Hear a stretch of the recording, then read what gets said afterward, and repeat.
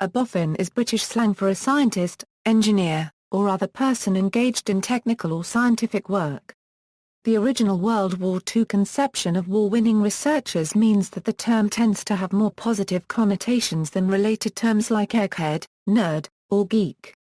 Origin: originally, the word was armed forces slang for a technician or research scientist. In January 12, 1953 issue of Life magazine, a short article on Malcolm Compton depicts him testing the Admiralty's new plastic survival suits in the Arctic Ocean.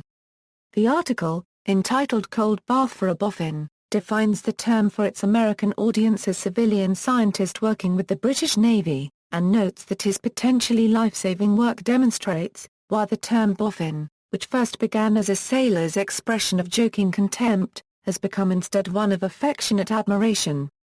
The origins and etymology of boffin are otherwise obscure. Linguist Eric Partridge proposed the term derived from Nicodemus Boffin, a character who appears in the novel Our Mutual Friend by Charles Dickens, who is described there as a very odd-looking old fellow indeed. In the novel, Mr. Boffin pursues a late-life education, employing Silas Wegg to teach him to read.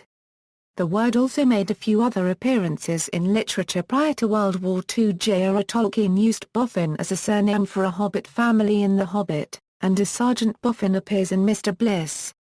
William Morris as a man called Boffin meet the newly arrived time traveller in his novel News from Nowhere. Usage 1940 Euro-present, during World War II, Boffin was applied with some affection to scientists and engineers working on new military technologies. It was particularly associated with the members of the team that worked on radar at Bawdsey Research Station under Sir Robert Watson Watt, but also with computer scientists like Alan Turing, aeronautical engineers like Barnes Wallis, and their associates. Widespread usage may have been encouraged by the common wartime practice of using substitutes for critical words in war-related conversation, to confuse eavesdroppers or spies. The Oxford English Dictionary quotes use in the Times in September 1945. 1945 times 15 set 5 quarters. A band of scientific men who performed their wartime wonders at Malvern and apparently called themselves the Boffins. The word, and the image of the Boffin hero, were further spread by Neville Shute's novel No Highway, Paul Brickhill's non-fiction book The Dambusters, and Shute's autobiography Slide Rule.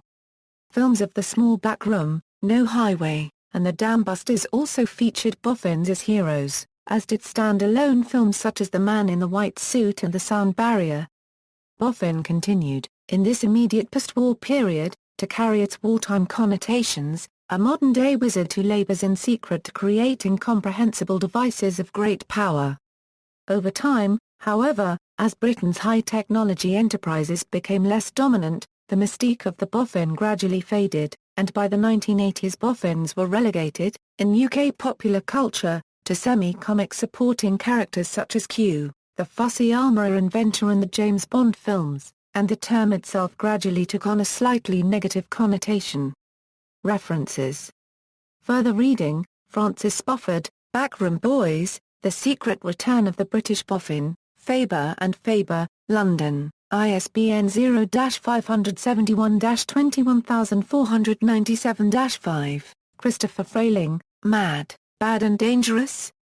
The Scientist and the Cinema, George Drower, Boats, Boffins and Bolins, The Stories of Sailing Inventors and Innovations, The History Press, external links, Boffin, Worldwide Words entry by Michael Quinion, Memoirs of a Boffin by J. Rennie Whitehead.